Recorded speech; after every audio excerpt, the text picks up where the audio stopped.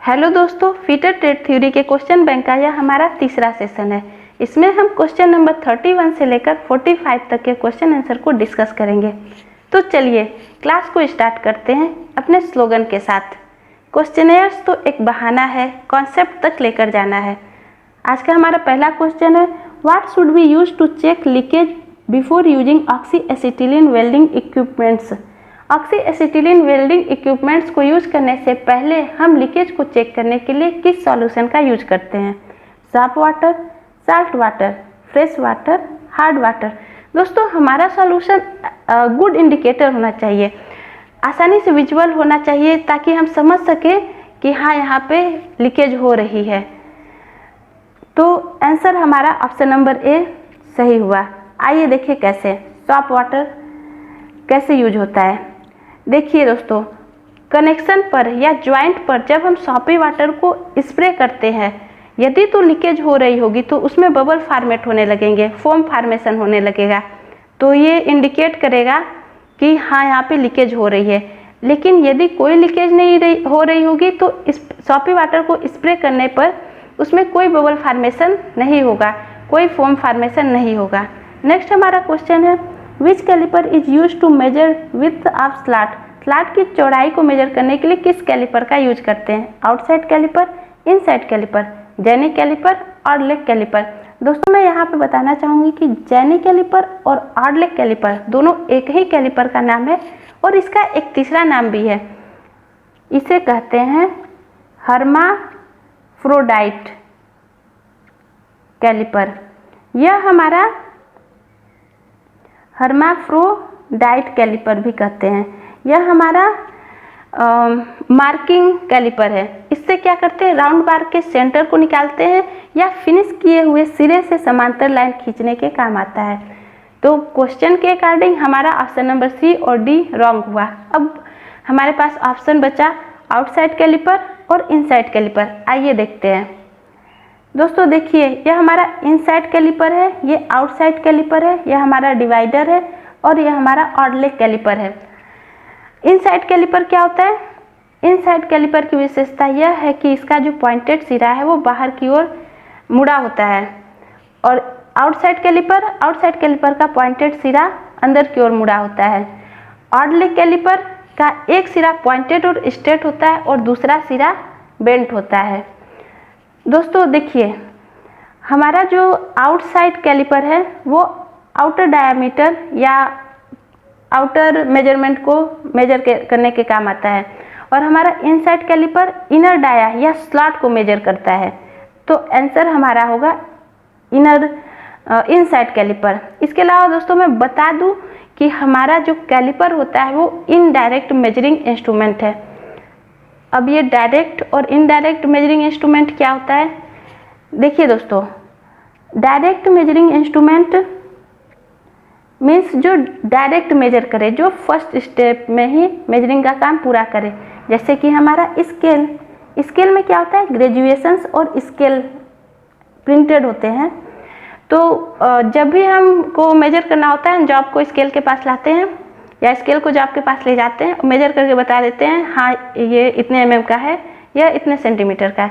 तो यह हमारा हुआ डायरेक्ट मेजरिंग इंस्ट्रूमेंट। इसमें हमारा माइक्रोमीटर हो गया, जैसे कि वर्नियर कैलिपर हो गया, ये हमारा डायरेक्ट मेजरिंग इंस्ट्रूमेंट है। लेकिन इनडायरेक्ट मेजरिंग इंस्ट्रूमेंट क्या होता है? वह इंस्ट्रूमेंट जो मेजरिंग का काम 2 स्टेप में पूरा करे, जैसे कि हमारा कैलिपर।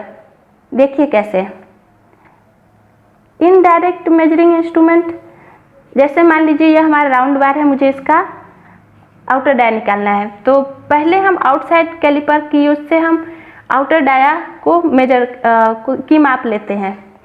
अब तो इसमें ना कोई ग्रेजुएशन है, ना ही कोई स्केल लिखा हुआ है कि हम बता सके हाँ ये इतने mm का है, ये इतने सेंटीमीटर का है। तो पहले स्टेप में हम क्या करते हैं, मेजर करते हैं। जैसे कि आउटसाइड डाया को की माप हम कैलिपर में लिए, अब इस कैलिपर को कहाँ ले जाएंगे, स्केल के पास ले जाएंगे और देखेंगे, फिर देखेंगे कि ये कितने mm का है, कितने सेंटीमीटर का, तब हम बता पाएंगे कि हाँ ये राउंड बार इतने mm का है।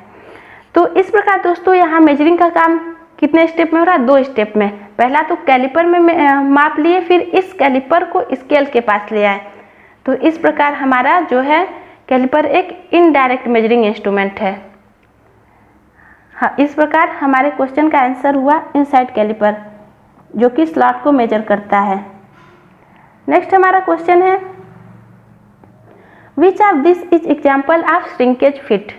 Cart rim on wooden rim, tyre on rail wheel, tyre on bicycle rim, fly wheel on the shaft. हमारा आंसर होगा option number A, cart rim on wooden rim. आइए देखिए कैसे। देखिए दोस्तों, यह हमारा वुडन व्हील है, यह बैलगाड़ी का पहिया मान सकते हैं, और यह हमारा कार्ट रिम है। आप लोग देख पा रहे होंगे जो ये हमारा वुडन व्हील है, इसका जो साइज है, इसकी डाया जो है हमारे कार्ट रिम के डाया से ज़्यादा है। हमें क्या करना है, इस कार्ट रिम को वुडन रिम पर क्राउन कराना है। इस लकड़ी के व्हील पर हमें इस कार्ट रिम को क्राउन कराना है, मतलब चढ़ाना है, फिट करना है। तो अब क्या करें, इसके लिए दोस्तों हमें अपने कार्ट रिम को गर्म करना होगा। गर्म करेंगे तो क्या होगा, मेटल एक्सपेंड होगा, लूज होएगा, जिससे कि साइज जो है हमारे इस व्हील से ज़्यादा बड़ी होगी।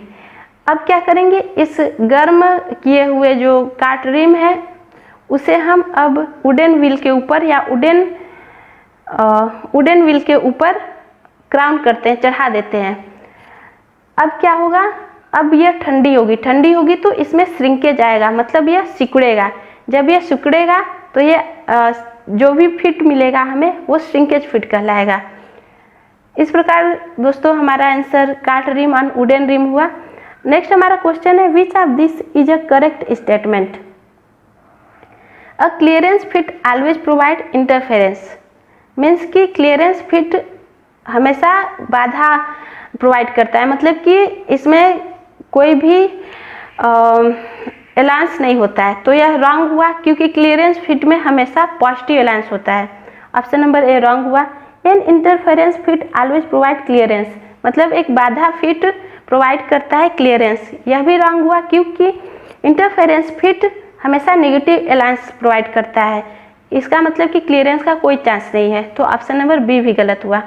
एन इंटरफेरेंस फिट में sometime provide clearance and sometime interference, यह भी गलत हुआ, क्योंकि मैं बताई हूँ कि interference fit negative allowance provide करता है, मतलब क्लियरेंस का कोई गुंजाइश नहीं है।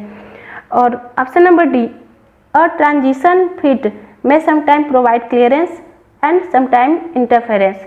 तो हमारा आंसर इस प्रकार हमारा option number D right answer हुआ। देखिए दोस्तों, इसे अगर हम डिटेल में देखें तो इस प्रकार है। देखिए क्लियरेंस फिट क्या होता है, शाफ्ट की साइज होल के साइज से हमेशा छोटा होता है, इनके बीच पर्याप्त गैप होता है, यानी कि पॉजिटिव अलायंस होता है।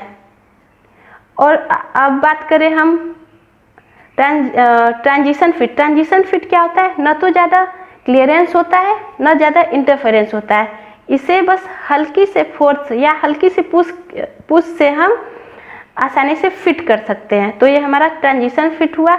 और इंटरफेरेंस फिट, इसमें जो है शाफ्ट की साइज होल के साइज से बड़ी होती है, तो आसानी से फिट तो होगी नहीं, फोर्सफुली फिट होगी, तो इसे हम कहेंगे इंटरफेरेंस फिट।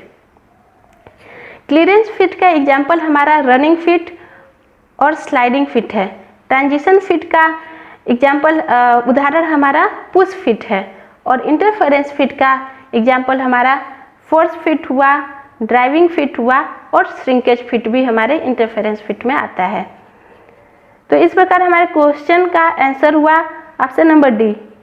और ट्रांजिशन फिट में प्रोवाइड कभी कभी यह क्लियरेंस प्रोवाइड करता है और कभी कभी यह इंटरफेरेंस, मतलब कि हल्की से फोर्स से इसे फिट किया जा सकता है। चलिए नेक्स्ट क्वेश्चन पे। हमारा क्वेश्चन है in a rivet joint the plates are placed end to end and joint through cover plate the joint is called. मतलब कि रिवेट में उस ज्वाइंट को क्या कहते हैं जो पीसेस के एंड को मिलाते हैं और उस पर कवर के द्वारा रिवेटिंग कर देते हैं। Lap joint, butt joint, edge joint, corner joint. दोस्तों अगर मैं रिवेटिंग की बात करूं तो इसमें मेनली दो ज्वाइंट ही होते हैं, लैप ज्वाइंट और बट ज्वाइंट। लेकिन हमारे वेल्डिंग में कौन कौन से ज्वाइंट होते हैं? Lap joint, butt joint, edge joint, corner joint और टी ज्वाइंट। क्वेश्चन में रिवेटिंग के लिए पूछ रहा है, तो ऑप्शन नंबर सी और ऑप्शन नंबर डी गलत हुआ। आइए अब हम देखते हैं लैप ज्वाइंट क्या होता है, बट ज्वाइंट क्या होता है। देखिए दोस्तों, यह हमारा लैप ज्वाइंट है। लैप ज्वाइंट मतलब जो दो कंपोनेंट्स को रिवेटिंग करना है उसको एक दूसरे के ऊपर ओवरलैप करने के बाद रिवेटिंग कर दे। देखिए यह इस कंपोनेंट को इस कंपोनेंट पर ओवरलैप कर दिया गया, उसके बाद रिवेटिंग किया गया, तो यह हमारा लैप ज्वाइंट हुआ। और बट ज्वाइंट क्या होता है? इसमें दो कंपोनेंट्स के एज को आपस में सटाते हैं, इंड एज को आपस में सटाकर उस पर एक तीसरा कवरिंग प्लेट लगाकर रिवेटिंग कर देते हैं, तो यह हमारा हो जाता है बट ज्वाइंट। बट ज्वाइंट दोस्तों यह तो single plate riveting but joint है, और इसके अलावा डबल प्लेट रिवेटिंग ज्वाइंट होता है। डबल प्लेट रिवेटिंग ज्वाइंट में क्या होगा, एक प्लेट नीचे भी लगा दिया जाएगा, एक प्लेट हमारा नीचे भी लगा दिया जाएगा, तो वह हमारा double cover plate butt riveting joint है। Double plate butt joint, double cover plate butt joint हो जाएगा। नेक्स्ट हमारा क्वेश्चन है, तो हमारा आंसर क्या हुआ दोस्तों? Option number B, butt joint. Next हमारा क्वेश्चन है a gauge is basically a. Gauge क्या होता है? Measuring instrument, checking instrument, rectifying instrument या इंस्टॉलेशन इंस्ट्रूमेंट। दोस्तों गेज हमारा जो है चेकिंग इंस्ट्रूमेंट है, यानी कि ऑप्शन नंबर बी। गेज का यूज हम प्रोडक्शन में करते हैं जब ढेर सारे कंपोनेंट्स को चेक करना होता है। मेजरिंग इंस्ट्रूमेंट में हमें एक वैल्यू मिलती है, लेकिन चेकिंग इंस्ट्रूमेंट में हमें यह पता चलता है कि यस और नो, मतलब प्रोडक्ट एक्सेप्टेबल है या नहीं है। तो गेज हमारा क्या है? चेकिंग इंस्ट्रूमेंट है। नेक्स्ट हमारा क्वेश्चन है what is this seat is the thinnest. इसमें से कौन सा सीट सबसे पतला है? 10 के गेज सीट, 20 गेज सीट वाला थिनेस्ट है, या 30 गेज सीट वाला थिनेस्ट है, या 40 गेज सीट वाला थिनेस्ट है।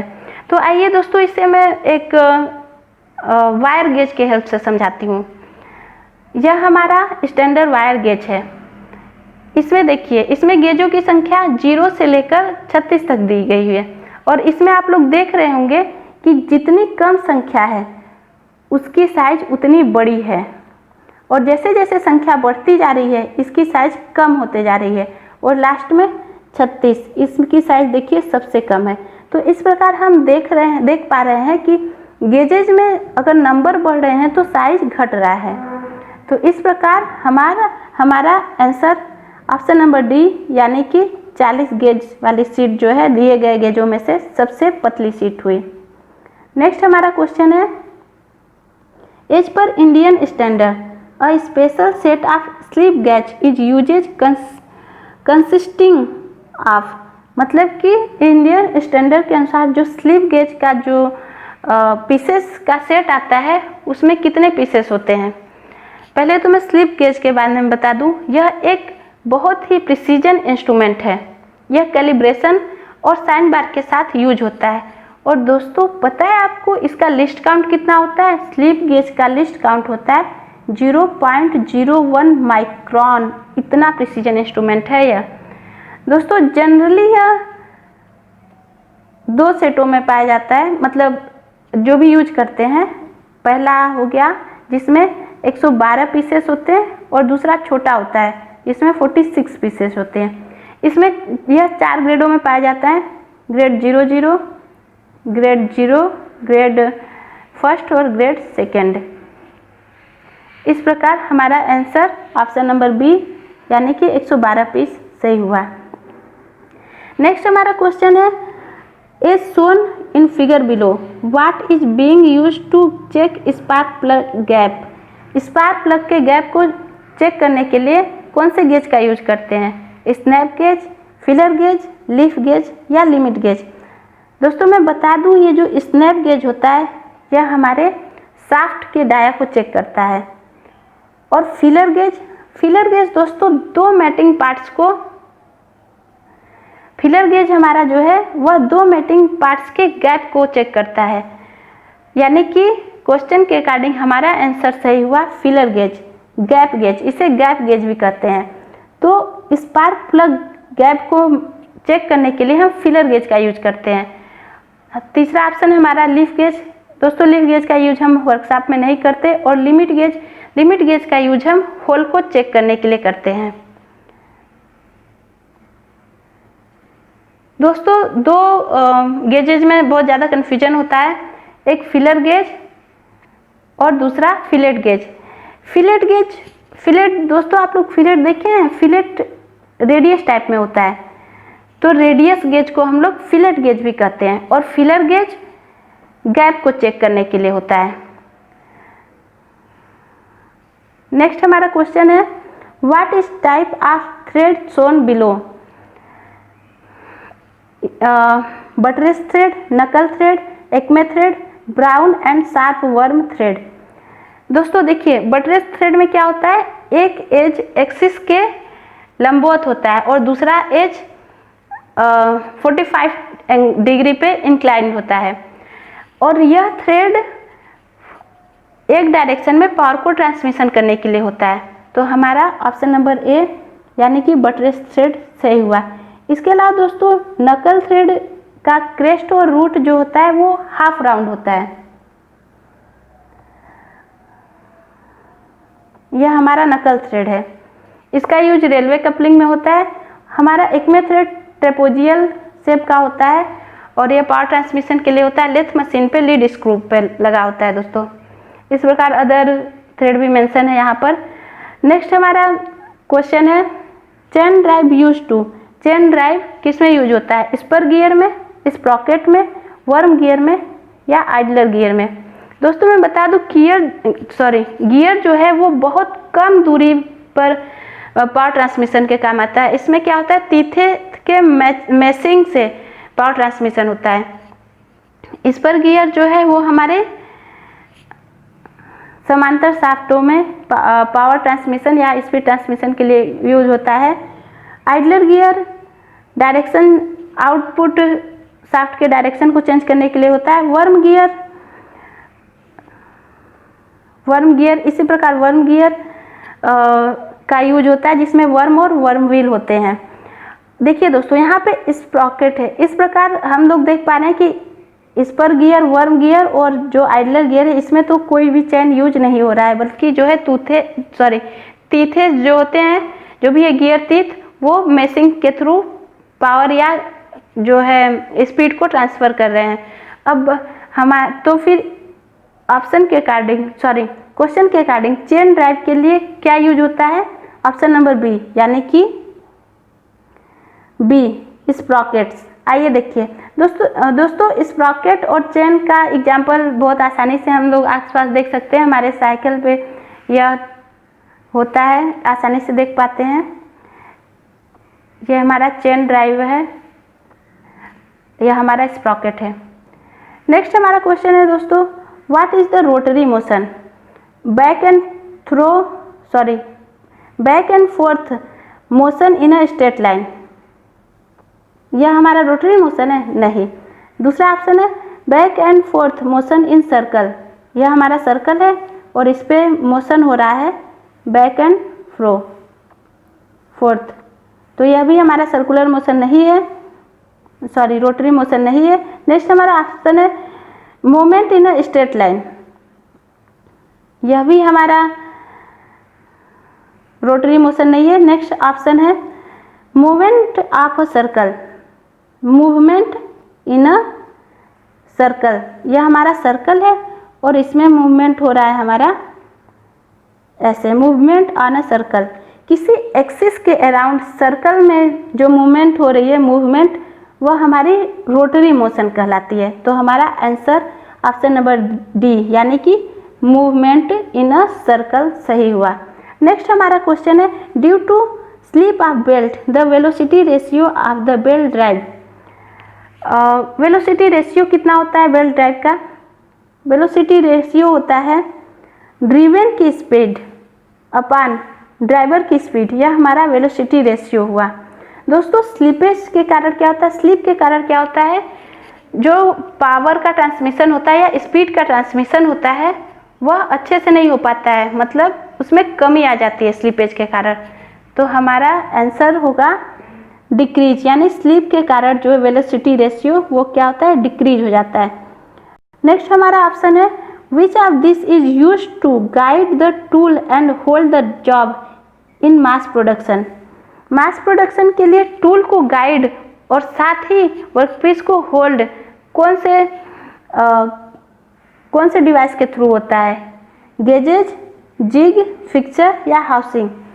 गेजिंग एक चेकिंग इंस्ट्रूमेंट है, पहले हम लोग जान चुके हैं। और जिग, देखिए दोस्तों जिग क्या होता है, वो टूल को गाइड भी करता है और वर्कपीस को पकड़ता भी है। और फिक्सर, दोस्तों फिक्सर केवल वर्कपीस को फिक्स करता है यानी पकड़ता है। आइए इसे देखते हैं। देखिए दोस्तों यह हमारा जिग है और यह हमारा फिक्सर है। फिक्सर क्या है, फिक्सर जो फिक्स करे, केवल यह वर्कपीस को होल्ड करता है, यह टूल को गाइड करने का काम नहीं करता। लेकिन जिग जो है हमारे टूल को गाइड करता है। जैसे हमारा ये ड्रिल बीट है दोस्तों, यह हमारा ड्रिल बीट है और इसको जो है हमारा ड्रिल जिग गाइड कर रहा है और इसके साथ यह वर्कपीस को पकड़े हुए भी है। तो हमारा आंसर ऑप्शन नंबर बी सही हुआ यानी कि जिग। नेक्स्ट हमारा क्वेश्चन है